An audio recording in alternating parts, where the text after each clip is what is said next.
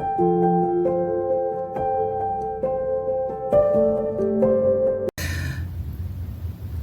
everyone, this is Sincere, Teacher Sincere's channel, and welcome.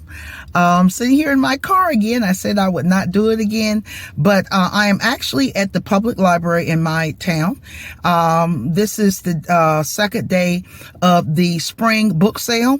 So I am going to go inside. I'm going to also try to get a video of the outside so you can see the library. We have some in my hometown. There are really some good libraries. We have the public library here, and then the university has three libraries. Has the main library, the law library, and the science library. This is the university that I went to.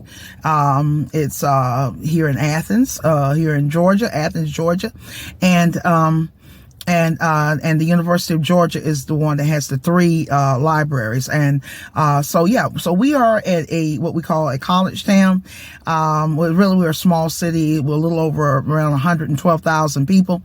And but the Georgia library system is quite good. I would say it's quite good. I can't rank it according to, if I try to make a comparison between other library systems in the United States, but I think it's quite good. What they don't have here at this library, I can get from other libraries around the state. And within the last 10 to 15 years, there are more and more books you can get by international authors and translation. So it's really, really good. They offer a lot of good services here at the library. I saw the other day on the website that they offer, like, if you have VHS movie tapes, you can bring them here and they will convert them into put them on a disc. So I have some, I'm not really into watching movies anymore. I just read. I've been always a reader, but this is what I do now, reading for both learning and entertainment. So I don't know, I might do that because I have the Palliser series from the books by Anthony Trollope, the Palliser novels, or the parliamentary novels. And when I bought the set, the whole set, which was 3 sets, I don't know, maybe total, I don't know how many parts to it is, but the first set I bought in VHS, and the other 2 parts of the whole series is in CD. So I don't know, or on CD rather. So I don't know, but I'm getting ready to go inside and see what they got. I'm going to try to get a video of outside so you can see it, and then I don't think I'm going to film inside because I just sort of feel there's a lot of people, I think, up here today. There's more cars in the parking lot, and so I just feel a little self-conscious going around vlogging, and stuff, because you just don't normally see, not around here, people with their camera filming, vlogging here. This is a small southern city, and people just sort of, all they care about kind of is like football and things like that. You don't really see vloggers here. They might be somewhere. They might be on the campus or on the university campus or something with the younger generation. But I don't want to do it and interfere with people. But I'm getting ready to go in, and yes, it's cold here, even though I'm probably seen weird because everybody I see, people where I live, they don't dress according to the seasons. It can be freezing and they will have shorts on and t-shirts and flip-flops here. They don't dress according to the seasons. I see one lady going into the library heading that way. She has on a jacket. She's dressed pretty warmly. But I see these other 2 women just got in the car in front of me. They're just like summer. They have a t-shirt on, and it's cold. It's cold today here. So, but I'm gonna I'll film outside, let you see a brief look, and then if I have finding the books, I will talk about them later in my home. This is the library, and you can probably see the sign, library sale. That's all I'm going to show because there's people coming out, and I do not want to appear weird.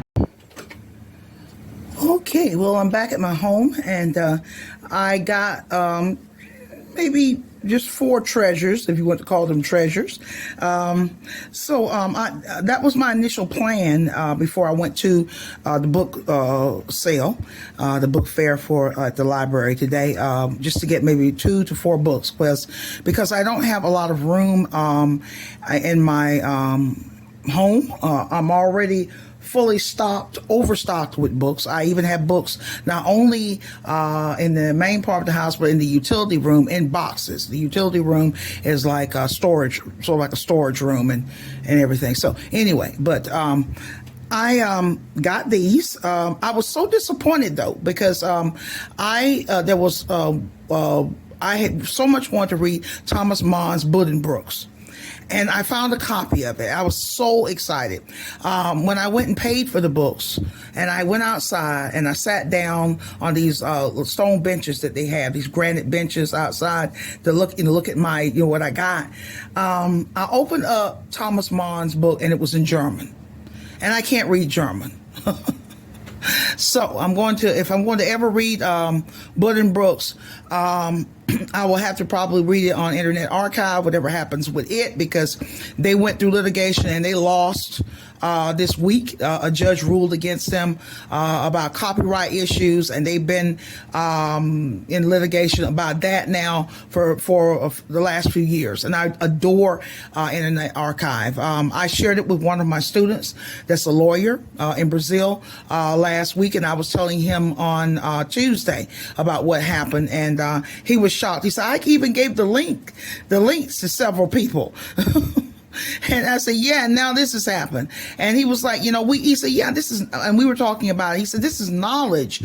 It's not like they're stealing it. The copyright laws in Brazil are different from here. But I don't want to get into that right now, because I don't want to make this video incredibly long. My videos lately I felt like were too long. And I basically like to keep them short and sweet, maybe about 7, 8, 9, maximum 10 minutes. But anyway, this is what I got. I've got Dostoevsky's Notes from the Underground, and also the Double. Now, I've never heard of the Double before, but I've heard about Notes from the Underground. And also on my Kindle, I also downloaded, I think it's the complete works of Dostoevsky. Okay, so now of Dostoevsky, I've read only 2 of his books. I've read The Idiot and Brothers Karamazov. That's what I've read. So Notes from the Underground, and I would love to read Crime and Punishment. Now, of the 2 Russian writers, great Russian writers from the mid to late 1800s, my favorite is, of course, Leo Tolstoy. Okay, and I did see a couple of Tolstoy's books at the library today, Anna Karenina and War and Peace, but I've already read them. But I had been thinking about rereading War and Peace again. I actually bought a Penguin Cloth Classic version of it last year, and I think I shared it on this channel in an earlier video. So yeah, but I'm looking forward to this. I do already have Notes from the Underground on the Kindle with that Dostoevsky collection that I have. But I said, well, I'm going to get this. This is the old cover of the old Penguin Classics. Okay. All right.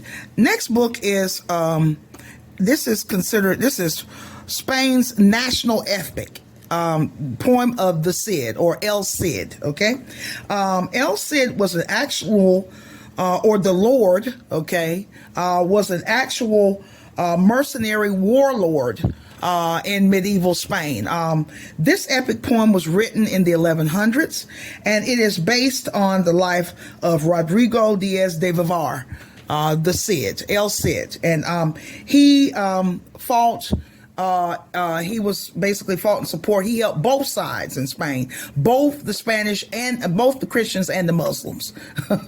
He did. And he is considered like the example, the epitome of the ideal knight, very virtuous, pious, valiant, brave, loyal, honest.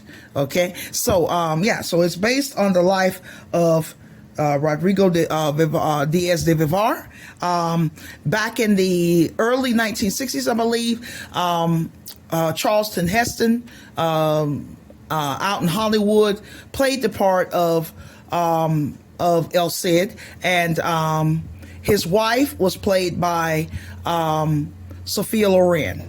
Okay, so, and you can more than likely find it for free, El Cid, on YouTube. You can find the music from it, the music from the soundtrack. It is epic. I love it. The artwork, I think it's great. So the national epic of Spain. And in this book too, they have on one side, they have in Spanish and they have in English. Okay. So if you are a learner of Spanish or a learner of English and you speak Spanish, you can actually use a book like this to actually help you learn the language, study the language. Okay. Now I have never read any of Virginia Woolf's. I am so uncouth. But I had planned this year to read Orlando by her, and I saw the synopsis, or rather read the synopsis of her book, Mrs. Dalloway. So it sounded good, and so I ran across it today. I said, I am buying this. So Virginia Woolf, the great British writer, 20th century writer, Mrs. Dalloway. Okay, it's about a woman. It focuses on one day, I think 24 hours in the life of a woman. So I'm looking forward to this one. It's not very long. So yeah. And then finally, I got an award-winning book by an African-American writer, Brown Girl Dreaming by Jacqueline Woodson. It's a National Book Award winner, Newbery honor book winner, and this book is based on Jacqueline Woodson's childhood. It's a series of poems about her growing up as an African-American girl in the United States. I didn't know anything about her, so I looked her up. She is 1 year younger than I am, and and you can see the book is a New York Times bestseller. So I had seen this book. I had spotted it in several places. I've seen it before online, and it sounded good. The synopsis sounded good, but I just hadn't gotten around to reading it. And I love poetry.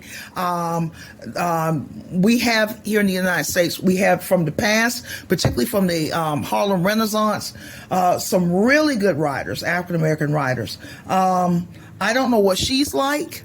I like the old schoolers like Zora Neale Hurston, Wallace Thurman, Richard Wright, people like that. I love the old schoolers, okay? So I haven't read many African-American writers, current writers, but I just have a feeling that this one might be really good.